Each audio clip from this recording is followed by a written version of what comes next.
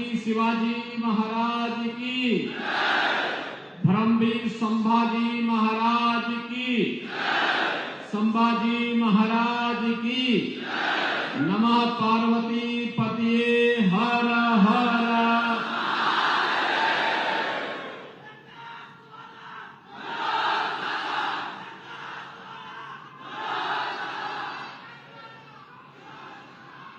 छत्रपति शिवाजी महाराज की इस पावन धरा को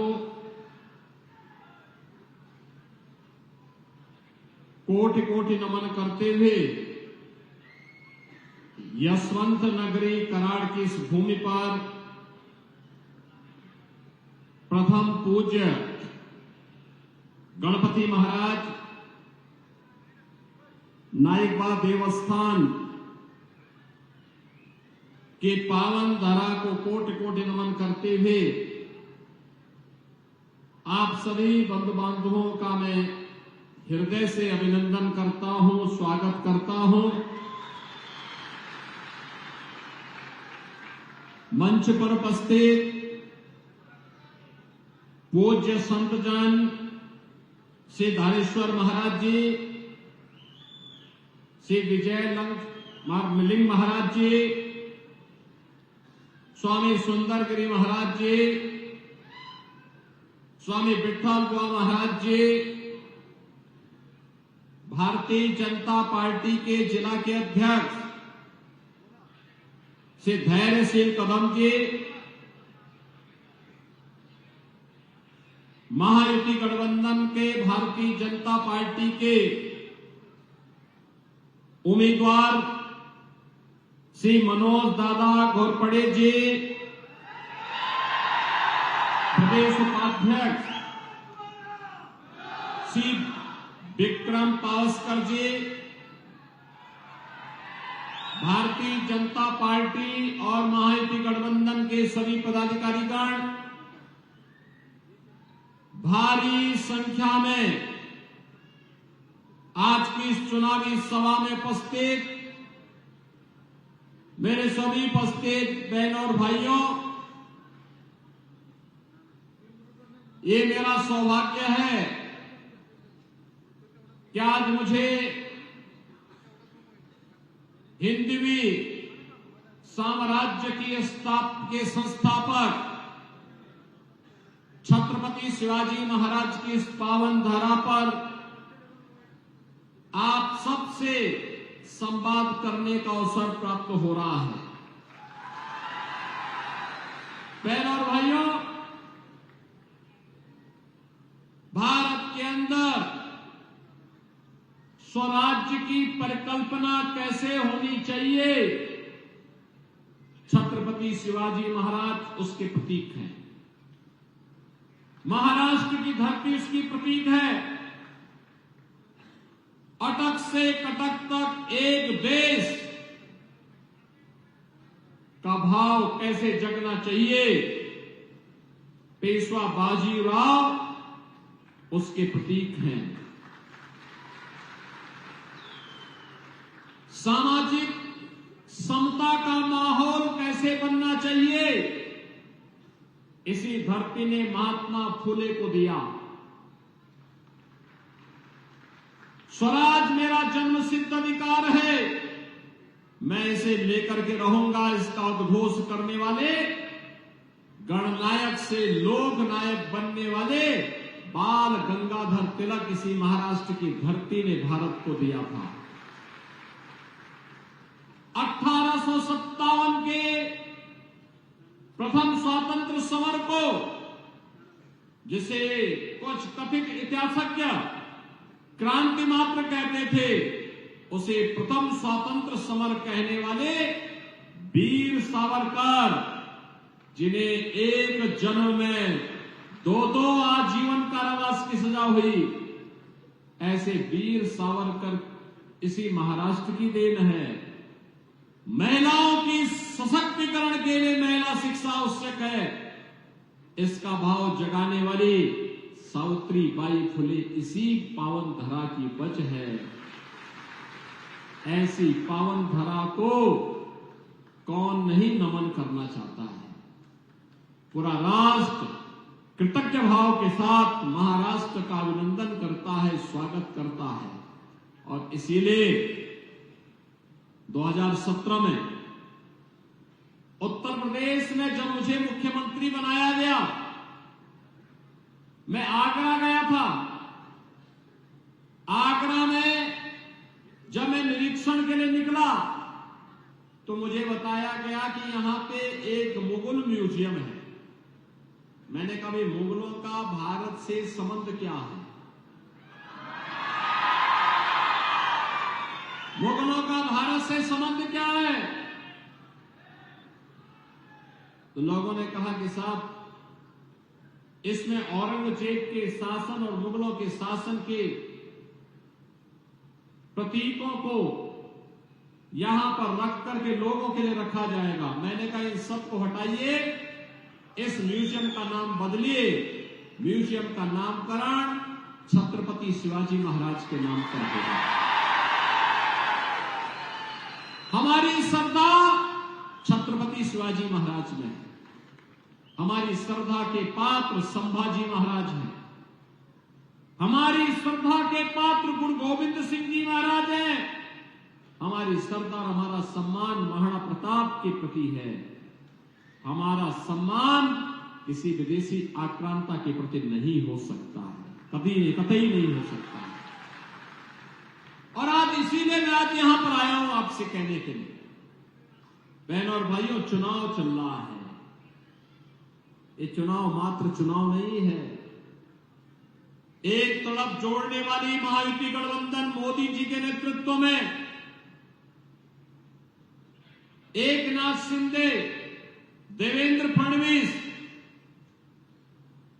अजीत पवार, रामदास ठावरे, इन सबके नेतृत्व में एकजुट होकर के मोदी जी के नेतृत्व में काम कर रहा है।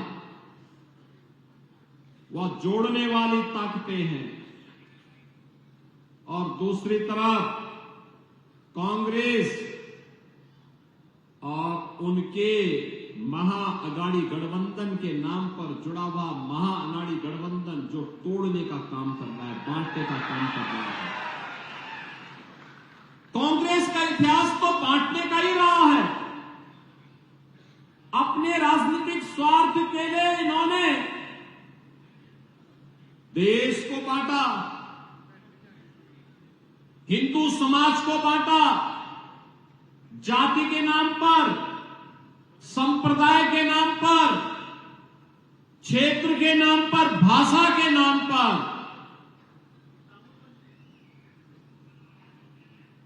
कांग्रेस के अंदर लगता है अंग्रेजों का डीएनए आ गया है। जो बांटो और फूट डालो, राज करो की नीति पर चल रही थी, वही कार्य अब कांग्रेस कर रही है। और इसलिए बहनों और भाइयों, मैंने कहा था, मैं इसीलिए कहता हूं, हम बंटे थे।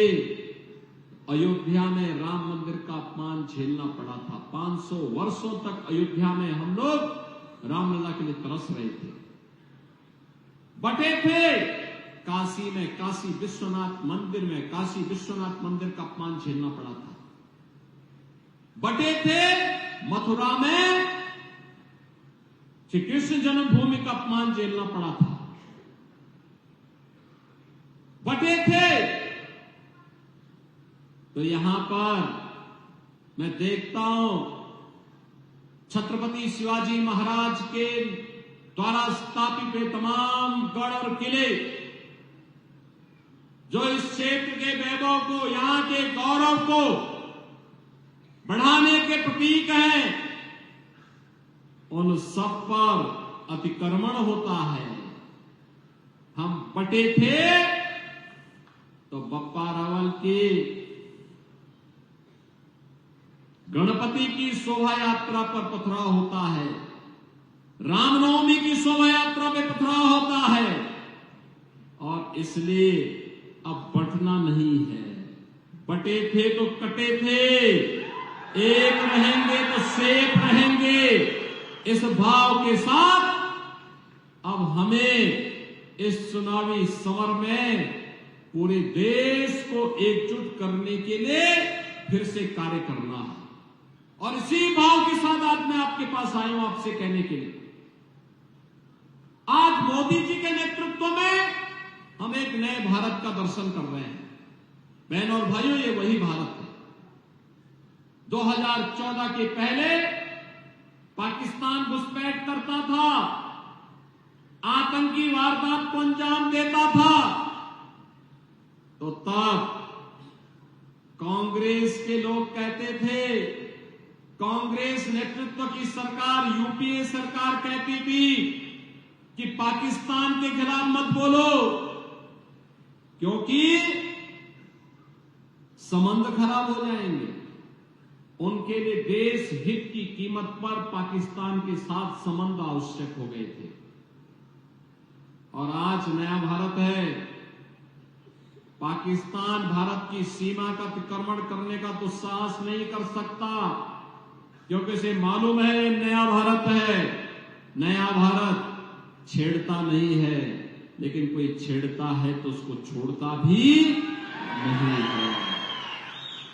ये नया भारत है, छोड़ता नहीं है। ये नया भारत है, अपने नागरिकों को बांटता नहीं है, सबका साथ और सबके विकास के नाम पर पूरे देश को जोड़ने का काम करता है। ये नया भारत है, योजनाओं का लाभ सबको देंगे, सुरक्षा सबको देंगे, लेकिन तुष्टीकरण किसी का नहीं करेंगे।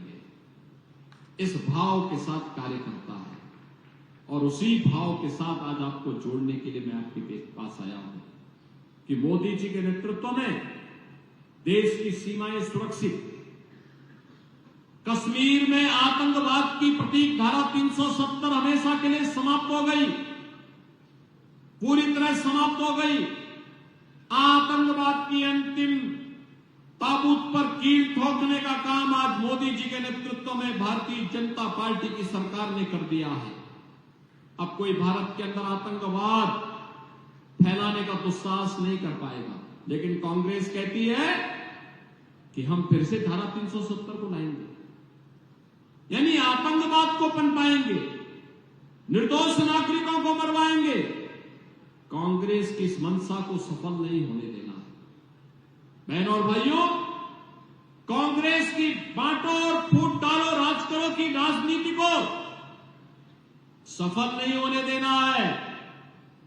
कांग्रेस की आतंकवाद और नक्सलवाद को बढ़ाने की इस राजनीति को हमें आगे नहीं बढ़ने देना है। कांग्रेस की भ्रष्टाचार पोषक सरकारों को फिर से आने नहीं देना है। यही कहने के लिए आज मैं आपके पास आया हूं, आपसे कहने के लिए कि आज तो आपने देखा होगा ये महायुति गठबंधन की सरकार अब तो पहले से मोदी जी के नेतृत्व में पूरे देश के अंदर 4 करोड़ लोगों को एक एक आवास मिला, 10 करोड़ गरीबों के घर में शौचालय बने, 10 करोड़ लोगों के घर में उज्ज्वला योजना का रसोई गैस का फ्री में कनेक्शन पहुंचा, 12 करोड़ किसान पूरे देश के अंदर प्रधानमंत्री किसान सम्मान निधि का लाभ प्राप्त कर रहा है, 50 करोड़ लोग आयुष्मान भारत में प्रतिवर्ष 5 लाख रुपए की फ्री चिकित्सा प्राप्त कर रहे हैं। और मोदी जी ने घोषणा कर दी, आदेश भी कर दिया है कि 70 वर्ष से ऊपर के प्रत्येक व्यक्ति को फ्री में उपचार की सुविधा उपलब्ध करवाएंगे। बहनों और भाइयों, पहली बार हो रहा है जब 80 करोड़ भारतवासी फ्री में राशन प्राप्त कर रहे हैं। ये नया भारत है, सुरक्षा भी दे रहा है, लोक कल्याण और गरीब कल्याणकारी कार्य भी कर रहा है। इंफ्रास्ट्रक्चर के लिए भी हाईवे बन रहे हैं, रेलवे का विस्तार हो रहा है, नए नए एयरपोर्ट्स बन रहे हैं, IIT, IIM, AIIMS, 1 district 1 medical college, हर घर नल की योजना भी क्रियान्वित हो रही है। यानी विकास के काम भी हैं तो विरासत का सम्मान भी है। याद करिए, बाबा साहब डॉक्टर भीमराव अंबेडकर के पंचतीर्थ मोदी जी के नेतृत्व में बने। याद करिए 500 वर्षों का इंतजार समाप्त करके अयोध्या में भगवान राम का भव्य मंदिर का निर्माण भी आज Bharatiya Janata party double engine सरकार के नेतृत्व में, मोदी जी के नेतृत्व में अयोध्या में स्थापित हो गया है। लगातार देश के अंदर विरासत और विकास का समन्वय, सुरक्षा, समृद्धि और सुशासन के लिए ये महायुति गठबंधन भारतीय जनता पार्टी के नेतृत्व में जो कार्य कर रही है, उसी के प्रति आपको जोड़ने के लिए, आपका आह्वान करने के लिए आज मैं यहां पर छत्रपति शिवाजी महाराज की इस पावन धरा पर उत्तर प्रदेश की धरती से विशेष निवेदन करने के लिए मैं आपके पास आया हूं। बहनों और भाइयों, आप में से कितने लोगों ने अयोध्या में दर्शन किया? श्री राम जन्मभूमि पर रामलला के विराजमान होने के बाद कितने लोगों ने दर्शन किया? अभी कम संख्या है और मैं धैर्यशील कदम जी से और मनोज दादा घोड़परे जी से कहूंगा कि चुनाव के बाद यहां से एक ट्रेन भर करके लेके आइए अयोध्या में दर्शन करने। अयोध्या में लेके दर्शन कराने के लिए लेके आओ, वहां की व्यवस्था बाकी हम देखेंगे, वहां की चिंता नहीं करनी। बहनों और भाइयों, अयोध्या में आएंगे, एक भव्य अयोध्या, दिव्य अयोध्या दिखेगी। एक नई अयोध्या, दुनिया की सुंदरतम नगरी के रूप में स्थापित अयोध्या को आपको देखने को मिलेगा। और अगले वर्ष जनवरी में तो प्रयागराज में महाकुंभ का भी आयोजन है। महाकुंभ में भी मैं आपको आमंत्रित कर रहा हूं। आप प्रयागराज में आइए, गंगा, यमुना, सरस्वती की त्रिवेणी में संगम तट पर स्नान करिए। वहीं से 1.5 घंटे की दूरी पर अयोध्या के दर्शन हो जाएंगे। श्री राम जन्मभूमि में भी दर्शन होंगे। यह काम कांग्रेस भी कर सकती थी, यह काम कांग्रेस भी कर सकती थी, लेकिन कांग्रेस के एजेंडे में कभी विरासत का सम्मान नहीं था। कांग्रेस के एजेंडे में कभी बेटी की सुरक्षा नहीं थी, बहनों का सम्मान नहीं था, उनका स्वावलंबन नहीं था, युवाओं का रोजगार नहीं था, अन्नदाता किसानों की खुशहाली उनके एजेंडे का हिस्सा कभी नहीं थी। और इसीलिए मैं आप सबसे कहने के लिए आया हूं कि विरासत और विकास का अद्भुत समन्वय हो, सुरक्षा, सुशासन और समृद्धि, इन्हें एक साथ जोड़कर आगे बढ़ाने का कार्य हो, ये केवल और केवल महायुति गठबंधन कर सकता है, क्योंकि प्रधानमंत्री मोदी जी उसे नेतृत्व दे रहे हैं और उनका मार्गदर्शन जो है। और इसीलिए मेरी आप सबसे विनती है कि भारतीय जनता पार्टी ने श्री मनोज दादा घोड़परे को अपना उम्मीदवार बना करके आपके बीच उतारा है। मनोज दादा इधर आइए। मनोज दादा को आप विजयी बना के भेजेंगे, विजयी बना के भेजेंगे। जहां तक मेरी आवाज जा रही, दोनों हाथ ला करके बोलो, जहां तक आवाज जा रही है मेरी, सभी लोग विजयी बना के भेजेंगे। आपका आशीर्वाद मिलेगा।